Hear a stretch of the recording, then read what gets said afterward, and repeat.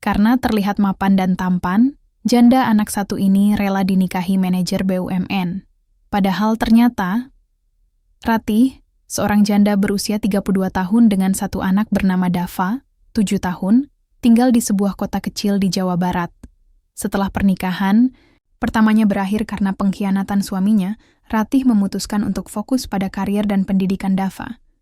Ia bekerja sebagai guru sekolah dasar di sebuah sekolah swasta terkenal di kotanya, sementara Dava tumbuh menjadi anak yang cerdas dan penuh semangat. Meskipun hidupnya tampak stabil, tekanan dari keluarga besar Ratih untuk menikah lagi mulai menghantui hari-harinya. Di Indonesia, status janda seringkali membawa stigma tersendiri, apalagi jika ia sudah mapan secara finansial. Orang-orang di sekitarnya sering berkomentar bahwa Ratih terlalu baik untuk hidup sendirian, dan ia harus mencari pasangan yang bisa mendampingi serta memberikan stabilitas bagi Dava. Awalnya, Ratih enggan membuka hati. Namun, setelah didorong oleh sahabatnya Yuni, yang juga janda, ia akhirnya mendaftarkan diri di aplikasi kencan online. Ia tidak berharap banyak, hanya ingin melihat apakah ada orang yang bisa memahami situasinya tanpa memaksakan ekspektasi. Suatu hari, Ratih bertemu dengan Ardi, seorang pria berusia 35 tahun yang mengaku sebagai manajer di sebuah perusahaan BUMN besar di Jakarta. Profil Ardi tampak sempurna. Fotonya menunjukkan sosok pria dewasa, rapi, dan bersih. Ia menulis bio yang meyakinkan tentang dedikasinya pada pekerjaan dan keluarga. Pesannya kepada Ratih pun sopan dan hangat, membuat Ratih merasa nyaman meskipun awalnya skeptis. Setelah beberapa minggu berkomunikasi melalui aplikasi, mereka memutuskan untuk bertemu langsung. Pertemuan pertama mereka berlangsung di sebuah kafe di pusat kota. Ardi datang dengan penampilan yang sangat profesional. Kemeja putih, celana bahan hitam, dan jam tangan mahal.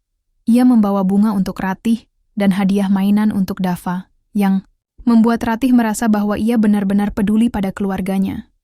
Percakapan mereka mengalir dengan lancar. Ardi bercerita tentang pekerjaannya di BUMN, proyek-proyek besar yang sedang ia tangani, dan rencana masa depannya. Ia juga menanyakan tentang Ratih dan Dava dengan penuh perhatian. Bahkan menawarkan bantuan finansial untuk biaya sekolah Dava jika mereka memutuskan untuk melanjutkan hubungan ini. Ratih merasa lega karena Ardi tidak hanya tertarik padanya, tetapi juga mau menerima Dava sebagai bagian dari hidupnya. Beberapa bulan kemudian, hubungan mereka semakin serius. Ardi sering mengunjungi rumah Ratih, membawa oleh-oleh mahal, dan selalu bersikap ramah kepada tetangga. Ia juga sesekali membawa Ratih dan Dava ke restoran mewah atau liburan singkat ke Bandung. Bagi Ratih, Ardi adalah jawaban atas doa-doanya. Seorang pria yang mapan, bertanggung jawab, dan menyayangi anaknya. Namun, ada sesuatu yang samar-samar mengganggu pikiran Ratih. Ia kadang-kadang merasa bahwa Ardi terlalu sempurna, hampir seperti karakter dalam iklan televisi. Ia mencoba mengabaikan perasaan itu, berpikir bahwa mungkin ini hanya kekhawatiran berlebihan akibat trauma dari pernikahan sebelumnya. Akhirnya, setelah 6 bulan pacaran, Ardi melamar Ratih. Ia melakukannya dengan cara yang spektakuler, mengundang Ratih dan Dava ke sebuah hotel mewah di Jakarta, lengkap dengan dekorasi lilin dan musik romantis. Ratih menerima lamaran itu dengan air mata bahagia. Ia percaya bahwa ini adalah awal baru bagi hidupnya, sebuah kesempatan untuk memiliki keluarga yang utuh lagi. Namun, di balik senyum bahagia Ratih, ada keraguan kecil yang masih mengendap di hatinya. Apakah Ardi benar-benar seorang manajer BUMN seperti yang ia klaim, ataukah ada rahasia besar yang belum ia ketahui? Setelah pernikahan yang indah dan penuh harapan, Ratih dan Ardi memulai kehidupan mereka sebagai pasangan suami istri. Dava tampak bahagia dengan sosok ayah baru di rumahnya, sementara Ratih berusaha menyesuaikan diri dengan dinamika hubungan yang lebih serius. Namun, meskipun semuanya tampak sempurna di permukaan, keretakan pertama mulai muncul dalam beberapa minggu pertama pernikahan. Awalnya, hal-hal yang membuat Ratih curiga terlihat sepele. Ardi sering beralasan bahwa ia harus bekerja lembur atau rapat penting di Jakarta. Ia selalu pulang larut malam, kadang-kadang bahkan tidak sampai di rumah hingga dini hari. Ketika Ratih menanyakan detail tentang pekerjaannya, Ardi hanya memberikan jawaban umum, proyek besar, pertemuan dengan direksi, atau tugas darurat dari kantor. Tidak ada cerita spesifik yang bisa dibagikan kepada Ratih, dan itu mulai mengganggu pikirannya. Ratih juga menyadari bahwa Ardi jarang membicarakan rekan kerjanya. Ketika ia bertanya tentang kolega atau atasan Ardi, ia hanya mendapat jawaban singkat seperti mereka orang-orang hebat, tanpa nama-nama atau cerita konkret.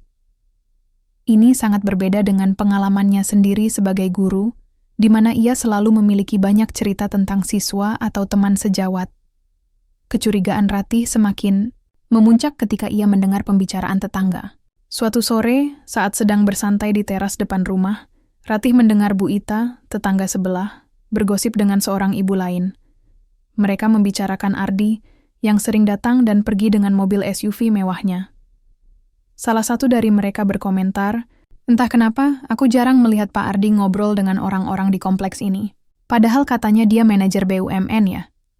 Kok rasanya kurang ramah ya?"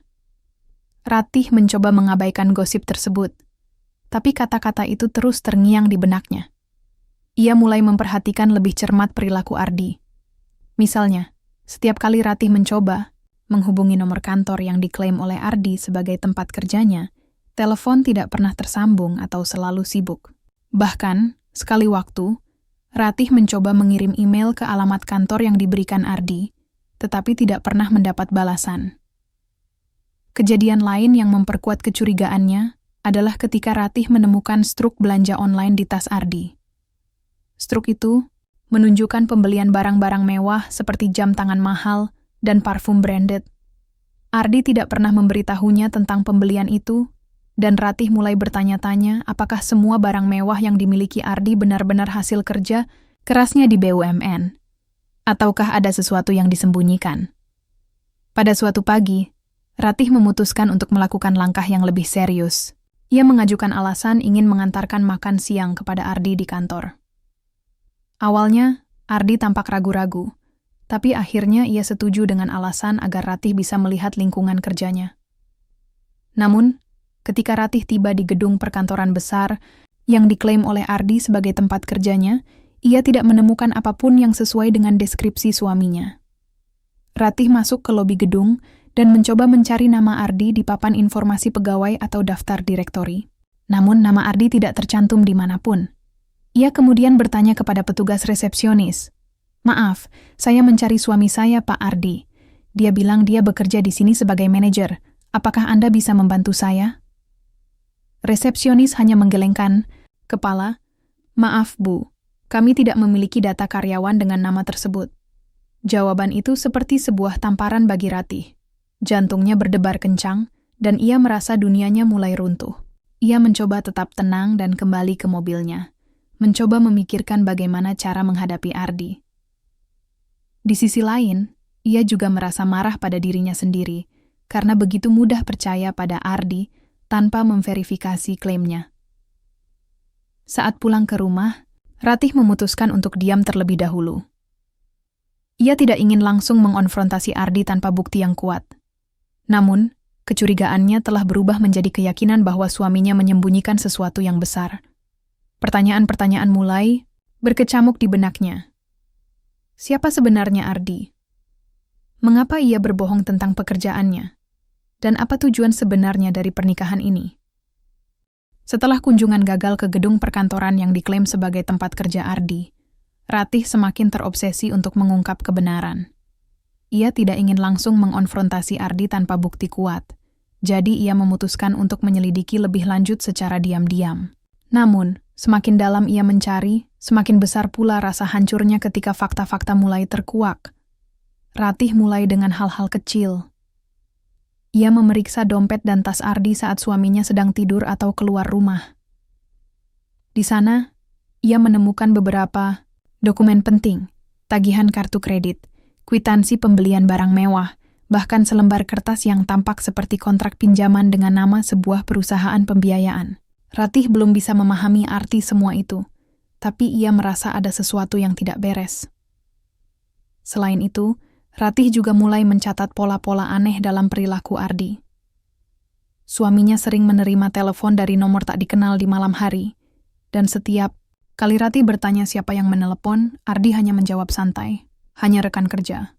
Namun, intonasi suaranya terdengar tegang, dan Ratih kadang mendengar potongan percakapan seperti, "Uangnya akan segera cair," atau "Berikan aku waktu seminggu lagi." Pada suatu pagi, Ratih mendapati Ardi sedang bergegas keluar rumah dengan wajah panik. Ia melihat dua orang asing menunggu di mobil luar pagar rumah mereka. Ketika Ratih bertanya siapa mereka, Ardi hanya berkata, "Tidak ada apa-apa, Bu. Hanya teman lama yang butuh bantuan." Namun, tatapan mata Ardi mengkhianati kata-katanya. Ratih mulai curiga bahwa kedua orang itu bukanlah teman lama biasa.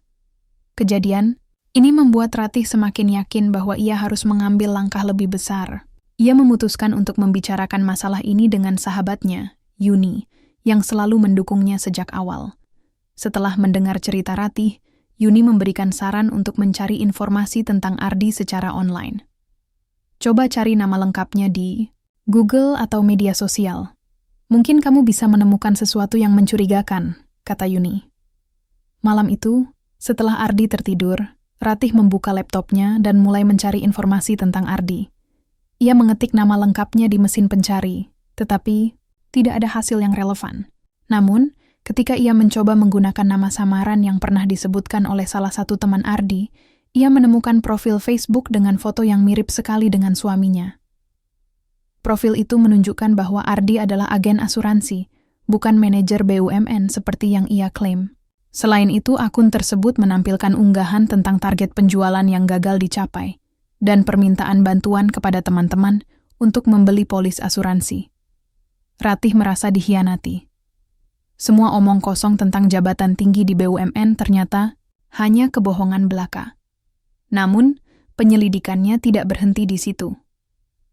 Ia juga menemukan forum diskusi online yang membahas utang piutang, di mana salah satu pengguna menyebutkan nama Ardi sebagai penipu profesional yang sering meminjam uang dengan iming-iming proyek palsu. Keesokan harinya, Ratih menghadapkan Ardi dengan semua bukti yang ia temukan. Awalnya, Ardi mencoba bersikap tenang dan meyakinkan bahwa semua itu hanya kesalahpahaman. Namun, ketika Ratih menunjukkan tangkapan layar profil Facebook-nya serta tagihan pinjaman yang ia temukan, Ardi akhirnya runtuh. Dengan nada suara gemetar, ia mengakui segala kebohongannya. Aku bukan manajer BUMN seperti yang aku bilang padamu. Aku hanya agen asuransi yang gagal mencapai target. Aku memalsukan identitas karena aku ingin kamu bangga padaku, Ratih. Aku tahu kamu layak mendapatkan yang terbaik dan aku takut kalau kamu meninggalkanku, kalau tahu aku tidak sehebat yang kamu kira. Namun, pengakuan Ardi tidak berhenti di situ. Ia juga mengungkapkan bahwa ia memiliki utang besar kepada rentenir lokal karena investasi bodong yang gagal. Ia mengaku telah menggunakan uang hasil pinjaman untuk membeli barang-barang mewah demi mempertahankan citra dirinya sebagai pria mapan. Kini, rentenir mulai menagih utangnya secara agresif, bahkan mengancam akan menyita properti jika ia tidak segera melunasi. Ratih merasa dunianya runtuh. Ia tidak hanya dibohongi tentang identitas Ardi, tetapi juga ikut terjebak dalam masalah utang yang mengancam masa depannya dan Dava.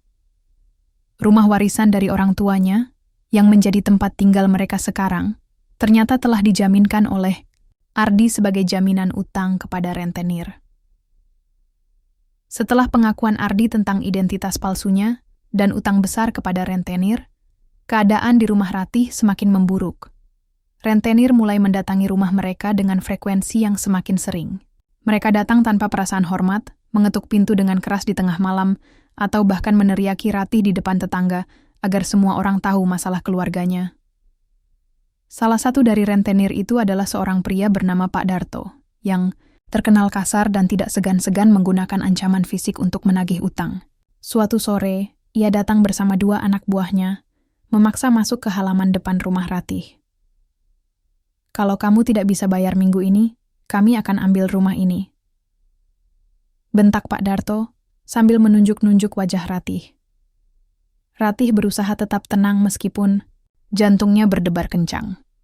Ia mencoba menjelaskan bahwa ia tidak tahu menahu tentang pinjaman tersebut, tetapi Pak Darto hanya tertawa sinis. "Jangan coba-coba lepas tanggung jawab, Bu. Sertifikat rumah sudah atas nama kita. Kamu mau lapor polisi? Silakan, tapi lihat apa yang akan terjadi pada anakmu. Ancamnya sambil melirik Dava, yang saat itu sedang bermain di halaman belakang. Ancaman itu membuat Ratih merinding. Ia sadar bahwa rentenir ini tidak main-main, dan mereka tidak ragu untuk menyakiti keluarganya jika tidak mendapatkan apa yang mereka inginkan. Namun, Ratih juga tahu bahwa ia tidak bisa menyerah begitu saja. Ini bukan hanya tentang uang, ini tentang masa depan Dava dan warisan dari orang tuanya yang telah ia jaga selama bertahun-tahun. Di tengah situasi yang semakin genting, Ratih memutuskan untuk mengambil tindakan. Ia menghubungi sahabatnya Yuni untuk meminta nasihat. Yuni mendengarkan dengan sabar dan kemudian memberikan saran yang sangat penting. "Kamu harus bicara dengan Bu Sari," kata Yuni. Beliau dulu aktif sebagai pembela hak perempuan dan sering membantu korban pinjaman ilegal. Dia pasti bisa membantu kamu. Ratih awalnya ragu, tapi setelah didesak oleh Yuni, ia akhirnya menemui Bu Sari, seorang tetangga senior yang dikenal bijaksana dan memiliki banyak pengalaman dalam urusan hukum dan masyarakat. Bu Sari mendengarkan cerita Ratih dengan penuh perhatian, lalu memberikan beberapa langkah konkret yang bisa diambil. Pertama, Bu Sari menyarankan Ratih untuk mengumpulkan semua dokumen yang berkaitan dengan pinjaman, termasuk kontrak dan kwitansi, yang ditemukan di tas Ardi. Kedua, ia menyarankan Ratih untuk melaporkan kasus ini ke polisi dengan tuduhan pemalsuan dokumen dan penipuan. Ketiga, Bu Sari menawarkan bantuan untuk menghubungi pengacara lokal yang berspesialisasi dalam kasus pinjaman ilegal. Dengan dukungan Bu Sari, Ratih mulai mengumpulkan bukti-bukti. Ia juga mulai mencatat semua interaksi dengan rentenir, termasuk rekaman suara dan video ketika mereka datang ke rumah. Setiap kali Pak Darto dan anak buahnya muncul, Ratih dengan berani merekam percakapan mereka, meskipun ia harus bersembunyi di balik jendela atau pintu. Namun, tekanan dari rentenir tidak hanya datang dalam bentuk fisik. Gosip-gosip mulai menyebar di lingkungan kompleks perumahan. Tetangga-tetangga Ratih mulai membicarakannya di belakang. Ada yang menyebutnya korban sendiri karena kurang waspada. Ada juga yang mengatakan bahwa ia terlalu naif, sehingga mudah ditipu oleh suaminya. Ratih merasa tersinggung, tapi ia tahu bahwa ia tidak bisa membiarkan omongan orang mempengaruhi tekadnya. Ardi, di sisi lain, semakin terlihat putus asa. Ia mencoba meminta maaf kepada Ratih berkali-kali, tapi Ratih tidak lagi ingin mendengarnya. Ia tahu bahwa Ardi telah membuat kesalahan fatal, dan ia tidak bisa mempercayainya lagi. Ardi bahkan sempat mengancam akan bunuh diri jika Ratih meninggalkannya, tapi Ratih tetap teguh. "Ini bukan soal aku atau kamu lagi, Ardi. Ini soal masa depan Dava," katanya dingin. Sementara itu, Ratih juga harus menghadapi tantangan lain. Bagaimana menjelaskan situasi ini kepada Dava? Anak kecil itu mulai bertanya mengapa orang-orang asing datang ke rumah mereka dan mengapa ayahnya jarang ada di rumah lagi. Ratih berusaha menjelaskan dengan cara sederhana, tapi ia tahu bahwa Dava masih terlalu muda untuk memahami sepenuhnya apa yang sedang terjadi. Akhirnya, setelah beberapa minggu persiapan, Ratih memutuskan untuk mengambil langkah besar. Ia pergi ke kantor polisi untuk melaporkan kasus ini. Awalnya, petugas polisi tampak skeptis, menganggap bahwa ini hanyalah masalah utang piutang biasa. Namun, ketika Ratih menunjukkan bukti-bukti kuat, termasuk rekaman suara dan dokumen palsu yang digunakan Ardi, mereka mulai mengambil kasus ini lebih serius. Setelah melaporkan kasusnya ke polisi, Ratih mulai merasakan sedikit harapan. Namun, perjuangannya jauh dari selesai. Rentenir yang dipimpin oleh Pak Darto tidak tinggal diam. Mereka mencoba memutarbalikkan fakta dengan mengklaim bahwa Ratih adalah bagian dari kesepakatan pinjaman tersebut. Mereka bahkan membawa saksi palsu untuk mendukung klaim mereka di kantor polisi. Namun, Ratih tidak sendirian lagi. Bu Sari, tetangga senior yang bijaksana, terus mendampinginya dan memberikan dukungan moral serta strategi hukum. Bu Sari juga berhasil menghubungkan Ratih dengan seorang pengacara bernama Pak Rendra, seorang aktivis hukum yang dikenal karena ketegasannya dalam menangani kasus pinjaman ilegal dan penipuan. Pak Rendra setuju untuk membantu Ratih tanpa meminta bayaran besar, karena ia percaya bahwa kasus ini bisa menjadi contoh penting bagi masyarakat tentang bahayanya praktik rentenir ilegal. Dengan bantuan Pak Rendra, Ratih mulai menyusun strategi untuk melawan gugatan balik dari rentenir. Mereka mengumpulkan semua bukti yang telah Ratih kumpulkan selama ini. Rekaman suara intimidasi, dokumen pinjaman palsu, dan bahkan testimonial dari beberapa tetangga yang akhirnya bersedia bersaksi bahwa mereka melihat perilaku aneh Ardi dan rentenir di lingkungan kompleks. Selain itu, Ratih juga mulai aktif berbicara dengan tetangga-tetangganya. Awalnya, banyak dari mereka yang skeptis dan bahkan ikut bergosip tentang keadaan Ratih. Namun, ketika ia menjelaskan situasinya secara langsung kepada beberapa tetangga yang lebih dekat, mereka mulai memahami bahwa Ratih adalah korban dalam kasus ini. Salah satu tetangga, Bu Ita, bahkan menawarkan untuk menjadi saksi di pengadilan demi membantu Ratih. Perubahan sikap tetangga-tetangga Ratih tidak hanya memberikan dukungan moral, tetapi juga membuka pintu bagi aliansi yang lebih besar. Bu Sari mengajak beberapa ibu rumah tangga lainnya untuk mendukung Ratih secara terbuka. Mereka membuat petisi kecil yang ditandatangani oleh warga kompleks, menuntut agar pihak berwenang menindak tegas praktik rentenir ilegal yang meresahkan masyarakat. Petisi ini kemudian diserahkan ke kantor polisi dan kantor kepala desa sebagai bentuk dukungan kolektif terhadap Ratih. Namun, perjuangan Ratih tidak hanya di bidang hukum. Ia juga harus menghadapi tantangan emosional yang besar. Gosip-gosip negatif masih beredar di lingkungan sekitar, meskipun jumlahnya mulai berkurang. Ada tetangga yang masih mencibir Ratih, mengatakan bahwa ia terlalu ambisius, sehingga mudah tertipu oleh pria seperti Ardi. Bahkan ada yang menyebut bahwa ini semua adalah karma atas keputusan Ratih untuk menikah lagi. Ratih sempat terguncang oleh komentar-komentar itu, tapi ia belajar untuk tidak peduli. Ia ingat nasihat Bu Sari, "Kamu tidak bisa mengendalikan apa yang orang pikirkan tentangmu, tapi kamu bisa mengendalikan apa yang kamu lakukan untuk memperbaiki hidupmu." Kata-kata itu menjadi cambuk semangat bagi Ratih untuk terus maju. Di tengah semua tekanan ini, Ratih juga mulai memperbaiki hubungannya dengan Dava. Anak kecil itu mulai menyadari bahwa ayah tirinya tidak akan kembali, dan ia sering bertanya kenapa Ardi meninggalkan mereka. Ratih berusaha menjelaskan dengan cara yang lembut namun jujur. Ada hal-hal buruk yang dilakukan oleh ayah Ardina, tapi kita akan baik-baik saja tanpanya. Kita punya satu sama lain, katanya sambil memeluk Dava erat. Sementara itu, Ardi mulai hilang dari radar. Setelah beberapa kali dipanggil oleh polisi untuk dimintai keterangan, ia tiba-tiba menghilang tanpa jejak.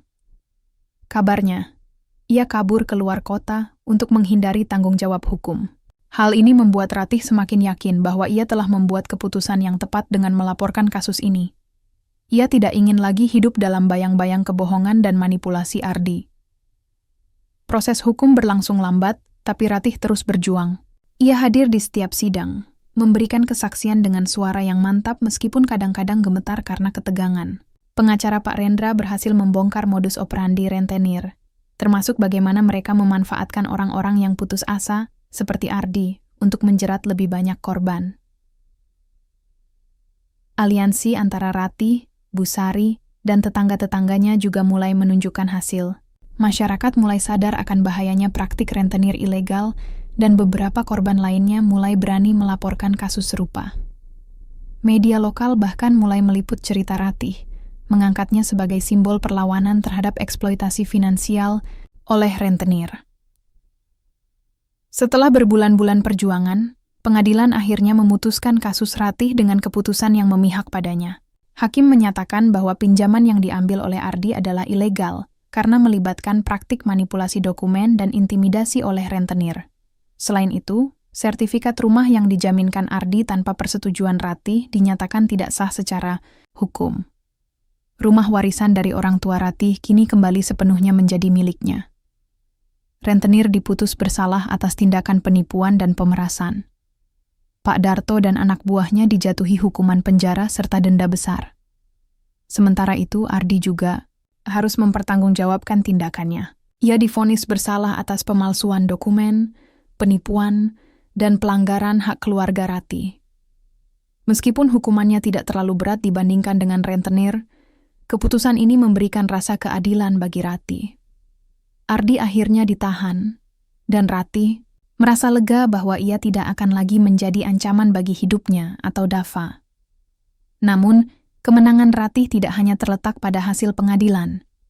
Perjalanan ini telah mengubah dirinya secara mendalam. Ia belajar untuk tidak lagi bergantung pada validasi sosial atau persepsi orang lain tentang kesempurnaan. Ia menyadari bahwa kebahagiaan sejati datang dari dalam diri sendiri, dari kemampuan untuk bangkit meskipun dunia tampak runtuh di sekitarnya. Bu Sari, tetangga senior yang setia mendampingi Ratih selama proses ini, memberikan nasihat bijak saat mereka bertemu di halaman rumah Ratih setelah sidang terakhir. Ratih, kamu sudah melewati badai yang mungkin tidak bisa dilewati oleh banyak orang.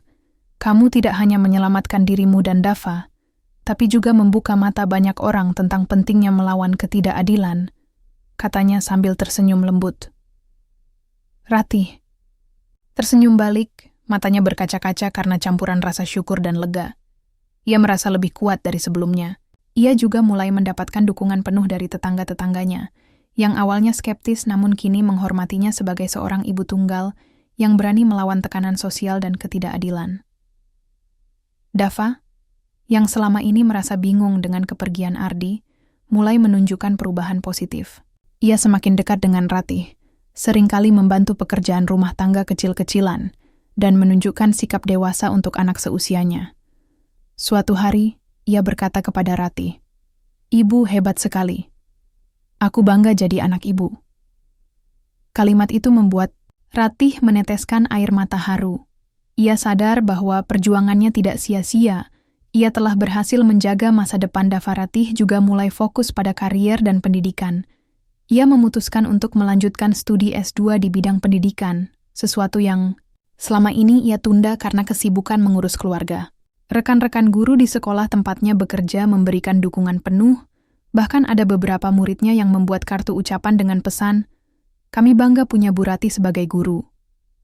Di luar urusan pribadi, cerita Ratih menjadi inspirasi bagi masyarakat sekitar. Beberapa korban pinjaman ilegal lainnya mulai berani melapor ke polisi, dan komunitas lokal mulai membentuk kelompok diskusi untuk meningkatkan kesadaran tentang praktik pinjaman ilegal dan cara melindungi diri dari rentenir. Ratih bahkan diundang untuk berbicara di sebuah seminar tentang pemberdayaan perempuan, di mana ia berbagi pengalaman tentang bagaimana ia berhasil melawan ketidakadilan dan membangun kembali hidupnya.